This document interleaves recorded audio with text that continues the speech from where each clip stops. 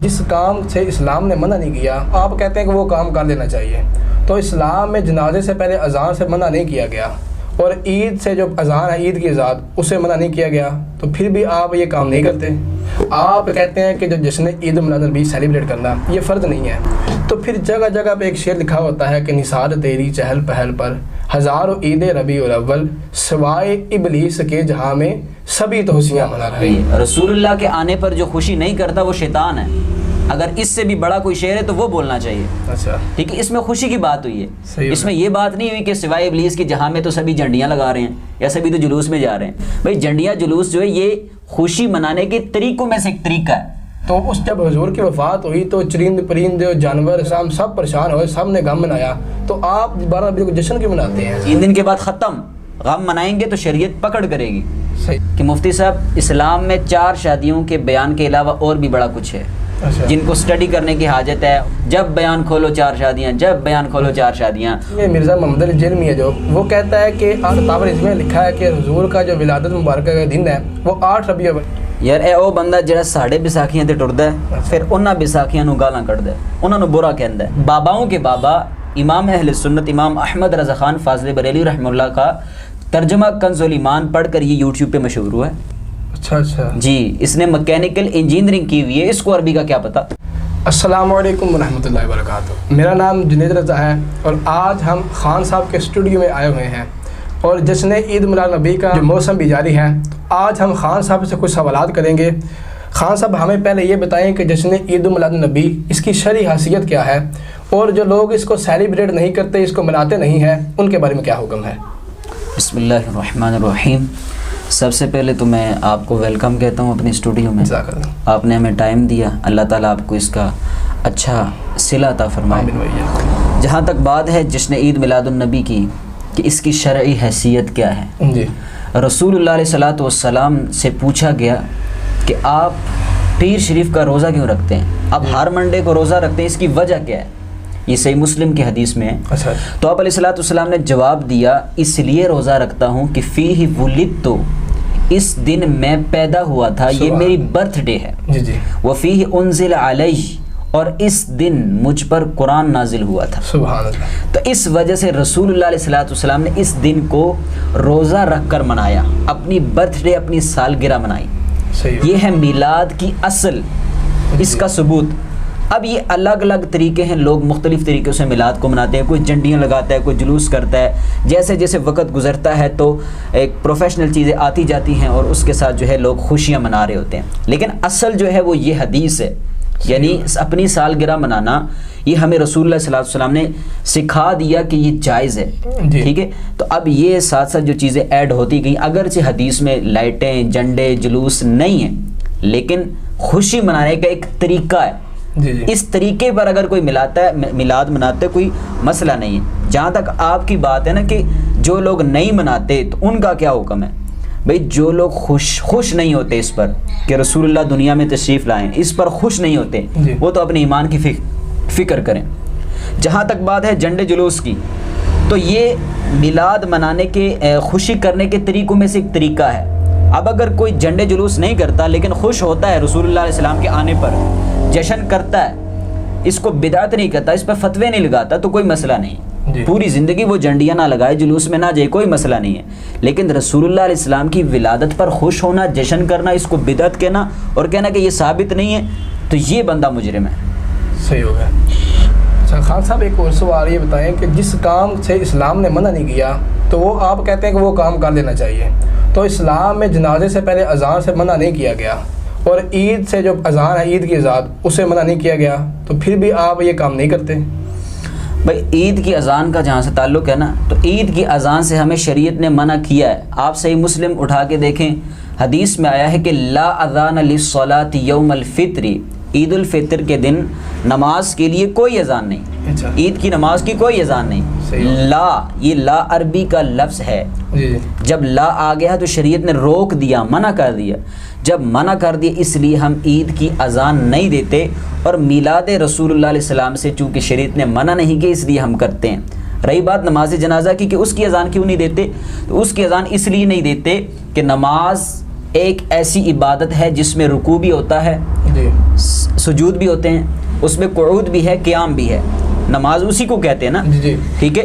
لیکن نماز جنازہ میں نہ تو رکوع ہے، نہ سجدہ ہے، اور نہ قعود ہے، بیٹھنا بھی نہیں ہے، ٹھیک ہے. تو نماز جنازہ ایک دعا ہے. صحیح ہو گیا. اللہم اغفر لحینا و میتنا، اے اللہ ہمارے زندہ کی بخشش فرما، مردہ کی بخشش فرما. ایک دعا ہے نا. جی جی. تو بچہ جانتا ہے کہ دعا کے لیے کون سی اذان ہوتی ہے.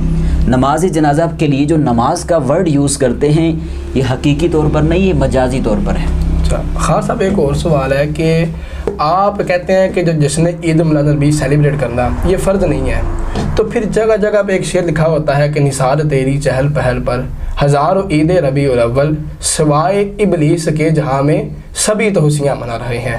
مطلب کہ اس شعر کا مطلب یہ ہے کہ جو لوگ جشن عید میلاد النبی نہیں مناتے وہ شیطان ہے. تو اس کے بارے میں آپ کیا کہتے ہیں؟ اصل میں اس شعر پر آپ نے غور نہیں کیا. اس شعر میں یہ لکھا ہوا ہے کہ سوائے ابلیس کے جہاں میں سبھی تو خوشیاں منا رہے ہیں. جی جی. خوشی کی بات ہوئی ہے. رسول اللہ کے آنے پر جو خوشی نہیں کرتا وہ شیطان ہے. اگر اس سے بھی بڑا کوئی شعر ہے تو وہ بولنا چاہیے. اچھا ٹھیک ہے. اس میں خوشی کی بات ہوئی ہے. اس میں ہے. یہ بات نہیں ہوئی کہ سوائے ابلیس کے جہاں میں تو سبھی جھنڈیاں لگا رہے ہیں یا سبھی تو جلوس میں جا رہے ہیں. بھائی جھنڈیاں جلوس جو ہے یہ خوشی منانے کے طریقوں میں سے ایک طریقہ ہے. ٹھیک ہے. جی. تو مفتی صاحب کا جو یہ شعر ہے نا تو یہ خوشی بنانے کے بارے میں کہ جو عید میلاد النبی یعنی رسول اللہ کی ولادت پر آمد پر دنیا کے آنے میں خوش نہیں ہوتا، بدعت کا فتویٰ لگاتا ہے، جشن کرنے کو گناہ کہتا ہے، تو وہ ابلیس ہی ہے. تو اس ابلیس ہی کہا جا سکتا ہے، اور کیا کہا جا سکتا ہے. صحیح ہوگا. اچھا خان صاحب، ایک اور سوال ہے کہ آپ 12 ربیع الاول کو جلوس مناتے ہیں، حضور کی آمد کی خوشیاں مناتے ہیں، لیکن حضور کی وفات بھی تو 12 ربیع الاول کو ہوئی ہے نا. تو اس جب حضور کی وفات ہوئی تو چرند پرند جانور سب پریشان ہوئے، سب نے غم منایا، تو آپ 12 ربیع کو جشن کیوں مناتے ہیں؟ اسلام میں 3 دن سوگ ہوتا ہے. اچھا 3 دن تک ہم غم منائیں گے. کوئی بھی دنیا سے بندہ جاتا ہے تو 3 دن تک ہم غم منائیں گے. ٹھیک ہے. ہاں وہ عورتیں اسپیسیفکلی ان کے لیے حکم ہے جن کا شوہر فوت ہو جائے جی. تو ان کے لیے حکم یہ کہ وہ 4 ماہ 10 دن تک سوگ منائے گی، غم منائے گی. باقی پوری دنیا کے لیے حکم ہے کہ وہ 3 دن تک غم منائے. اچھا 3 دن کے بعد ختم. غم منائیں گے تو شریعت پکڑ کرے گی. صحیح ہوگا. تو جو لوگ آج تک صدیاں گزرنے کے بعد بھی غم منا رہے ہیں وہ تو ان کو سوچنا چاہیے کہ ہم شریعت کے خلاف کام کر رہے ہیں یا شریعت کے مطابق کام کر رہے ہیں، بجائے کہ اس پہ دوسرے لوگوں پر فتویٰ لگانے کی. یہاں پہ ایک اور میں بات کہوں گا. ایک بندے کا باپ فوت ہوتا ہے. جی. فوت ہونے کے بعد اس کو پتہ چلتا ہے کہ یار میرے باپ پر تو اتنا قرضہ ہے. ایک بندہ ادھر سے آتا ہے کہ کہتا ہے تمہارے باپ نے مجھے اتنے پیسے دینے ہیں، یہ ثبوت ہے، یہ پروف ہے. اچھا ایک بندہ ادھر سے اٹھ کے آتا ہے کہتا ہے آپ کے باپ نے میرے بھی پیسے دینے ہیں، یہ پروف ہے. اب سر پکڑ کے بیٹھ جاؤ یار. ایک تو باپ کے مرنے کا غم جی. اور ایک یہ غم. جاؤں تو کہاں جاؤں؟ 2 غم اکٹھے ہو گئے. 2 غم ہو گئے. جی.